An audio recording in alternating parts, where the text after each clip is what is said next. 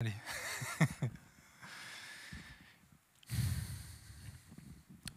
On va prier, s'il vous plaît.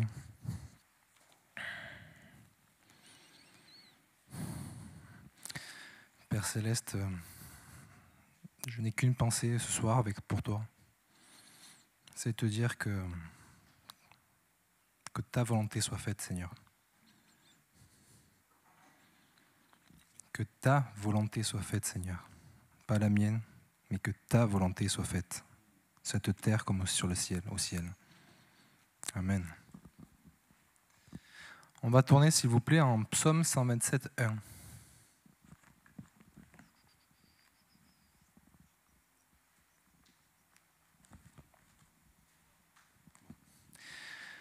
Cantique des degrés de Salomon.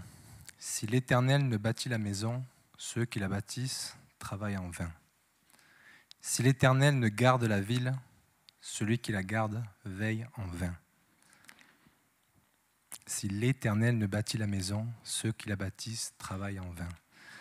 Lorsqu'on regarde la signification dans le dictionnaire de vain, ça signifie dépourvu de valeur, de sens, sans efficacité. En hébreu, ça signifie vide, vanité, mensonge, fausseté et indignité. Dans nos vies, si l'on ne place pas Dieu au centre,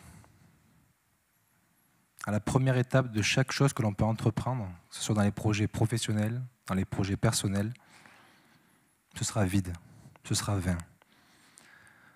On peut mener les meilleurs engagements sociaux, humanistes, sociétaux, environnementaux, mais si on ne place pas Dieu au centre, à la première étape, ce sera faux. On n'aura mené qu'une falsification des réels enjeux. Il n'y a qu'à voir avec l'environnement. Je ne suis pas pour, je ne suis pas contre, je ne me positionne pas, mais je trouve orgueilleux de considérer que l'homme, dans toute sa splendeur, dans toute sa grandeur, dans toute sa science, peut considérer qu'il est le seul à pouvoir influencer notre Terre, comme s'il était l'alpha et l'oméga. Mais encore une fois, je ne suis pas pour, je ne suis pas contre, mais c'est juste pour avoir un aperçu. Dans notre société, on a beaucoup aujourd'hui d'applications téléphoniques, à la télévision, on nous vend un bonheur absolu, un amour sans fin, un coup de foudre. Mais encore une fois, tout ça, ce ne sont que des mensonges, ce sont des vanités. Si l'Éternel n'est pas la base de nos engagements, de nos profondes réflexions, nous aurons bâti, certes, mais sur des montagnes d'illusions. Le temps et les épreuves seront des parfaits indicateurs, des révélateurs des problèmes de notre bâtisse. Si l'Éternel ne bâtit la maison, ceux qui la bâtissent travaillent en vain. Alors des fois, on peut entreprendre des projets dans nos vies et on va se dire, bon, Dieu bénira de toute manière. Ou alors, on va entreprendre des projets et après, on va se poser la question, est-ce que c'était vraiment le plan de Dieu ? La maison, c'est notre vie, tel que je peux le considérer dans ce verset. Et dans cette maison, dans notre vie, on pourra la repeindre, on pourra lui donner une belle allure, on pourra l'arranger tout au long de sa détention. Mais si à l'origine, elle n'a pas été correctement dessinée, pas correctement assemblée par une seule personne, nous aurons tout au long de cette aventure, de cette détention de cette maison, des difficultés, c'est certain. Le problème dans tout ça, c'est que si on en arrive là, c'est peut-être qu'on n'a pas fait appel à la Seigneur et qu'on ne trouvera pas le réel remède à nos maux. Peut-on concevoir aujourd'hui de bâtir une maison sans faire appel à un architecte ? Je pense que ça pourrait être assez fou, mais certains s'y engagent. On bataille continuellement dans nos vies pour tenir la corde, mais on ne se pose jamais la question de savoir si la corde est attachée sur le bon point d'ancrage, l'Éternel. Mais j'ai une bonne nouvelle ce soir, une bonne nouvelle, je suis un peu triste quand je dis ça, mais notre Dieu a une vision d'ensemble, encore une fois, c'est notre architecte, et dans le terme architecte, n'y voyez pas une connotation que d'autres cercles d'influence pourraient utiliser, ce n'est pas du tout le cas. Mais il voit loin, il voit toutes nos problématiques, celles présentes et à venir.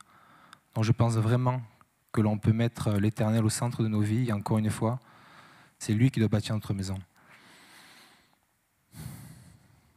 car je pense vraiment qu'il sera celui qui pourra nous permettre de bâtir durablement cette maison, en toute confiance. En Matthieu 7, 24, il est dit: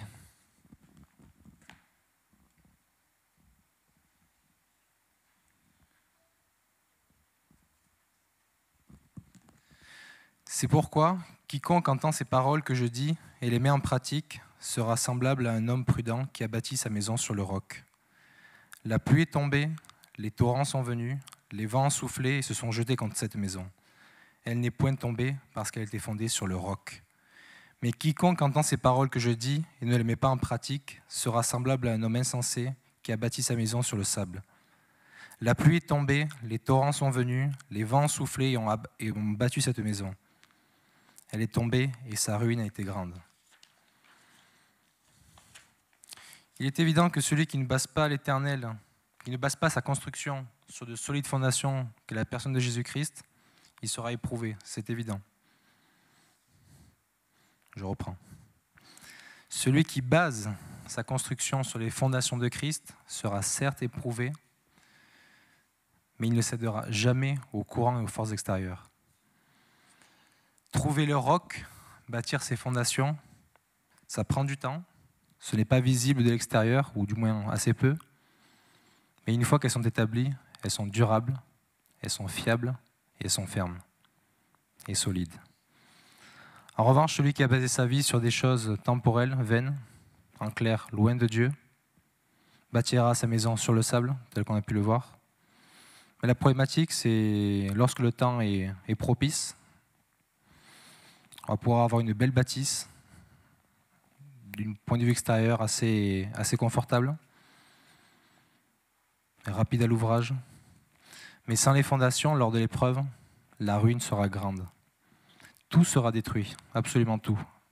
Et le paradoxe, c'est que certains ne pourront pas s'en relever, d'autres vont entreprendre des déblaiements pour enlever les ruines et rebâtir par derrière, et d'autres vont rester tout simplement allongés. En Luc 6, 46 à 49, « Pourquoi m'appelez-vous Seigneur, Seigneur, et ne faites-vous pas ce que je dis ? Je vous montrerai à qui est semblable tout homme qui vient à moi, entend mes paroles et les met en pratique. Il est semblable à un homme qui, bâtissant une maison, a creusé profondément, et a posé le fondement sur le roc. Une inondation est venue, et le torrent s'est jeté contre cette maison, sans pouvoir l'ébranler, parce qu'elle était bien bâtie. Mais celui qui entend et ne met pas en pratique est semblable à un homme qui a bâti une maison sur la terre, sans fondement. Le torrent s'est jeté contre elle, aussitôt elle est tombée, et la ruine de cette maison a été grande. » Alors pourquoi j'ai pris ce verset dans Luc ? Parce qu'il y a une notion qui est un peu plus qui est complémentaire. C'est ce passage à creuser profondément. Alors il n'est pas dit retirer simplement du sable ou un petit peu de terre. Autrement dit, il n'est pas dit de ne pas. Dans cette notion de creuser profondément, ce n'est pas corriger certaines pensées qui pourraient être mauvaises. Il est dit creuser profondément. Il ne nous est pas dit de corriger certains agissements ou de faire des prières par religiosité. Il nous est appelé de creuser profondément dans nos vies. Sinon, à l'image de nos vies sans Dieu, encore une fois, on aura le vent en poupe. Le jour où on aura le vent en poupe, on aura de la réussite, matériellement on sera stable, on n'aura aucun besoin. On aura bâti sa propre œuvre, c'est clair, peut-être trop vite. Mais le jour où la difficulté se présentera, on sera ruiné, littéralement ruiné. On sera plus bas que terre. Et cette notion de creuser profondément m'a fait penser à la parabole du semeur, de Jésus qui parle du semeur, où justement on a cette image des graines qui pourraient être déposées soit le long du chemin, dans un endroit pierreux, dans les épines, dans les ronces, ou dans une bonne terre. Et pourquoi je vous parle de ça ? Puisque moi, ce qui m'avait interpellé dans ce verset, c'était le verset 5, Matthieu 13, verset 5, c'est que lorsqu'on prend l'idée de cet endroit où les graines sont déposées dans un endroit avec présence de pierre, avec peu de terre, c'est qu'on a cette image de la graine qui est déposée dans un petit peu de terre, qui va croître rapidement, mais qui rapidement va se trouver en proie aux difficultés, lesquelles le soleil, les brûlures, etc. Et en fait, cette plante, elle va se détruire par elle-même. Autrement dit, elle aura peu de fondation dans le sens où elle n'aura pas eu de temps, elle n'aura pas eu les ressources pour pouvoir construire ses racines de manière à s'ancrer durablement dans le temps. Et c'est un petit peu pareil avec nos fondations dans nos vies. Creuser, ça nous rappelle à justement de travail. Excusez-moi, je vais y arriver. Creuser, ça fait appel justement à un travail de recherche profonde dans nos vies, dans le but de rencontrer l'Éternel. Mais il faut y penser également que le temps pour creuser peut être différent selon le nombre de couches dans nos vies, en fonction des différentes épreuves que nous avons pu avoir. De ce nombre de couches qu'il faudra retirer pour pouvoir creuser durablement et profondément. Mais finalement, peu importe le retard, parce que le plus important, c'est bâtir le roc sur la solidité de cette fondation qu'est Jésus. Alors c'est un travail qui est invisible, comme je disais, qui peut être méconnu de tous, mais qui est important, parce que cette relation avec Dieu, elle se cultive. Alors je pense qu'aujourd'hui, on peut venir avec assurance et en toute confiance pour l'Éternel et envers l'Éternel. Nous pouvons lui remettre nos ouvrages actuels, mais surtout futurs, car il est le seul à pouvoir édifier durablement et le seul à pouvoir assurer l'édifice pleinement. Et pour terminer, en 1 Corinthiens 3, versets 9 à 11, « Car nous sommes ouvriers avec Dieu. Vous êtes le champ de Dieu, l'édifice de Dieu. Selon la grâce de Dieu qui m'a été donnée, j'ai posé le fondement comme un sage architecte et un autre bâtit dessus. Mais que chacun prenne garde à la manière dont il bâtit dessus. Car personne ne peut poser un autre fondement que celui qui a été posé, savoir Jésus-Christ. » Amen.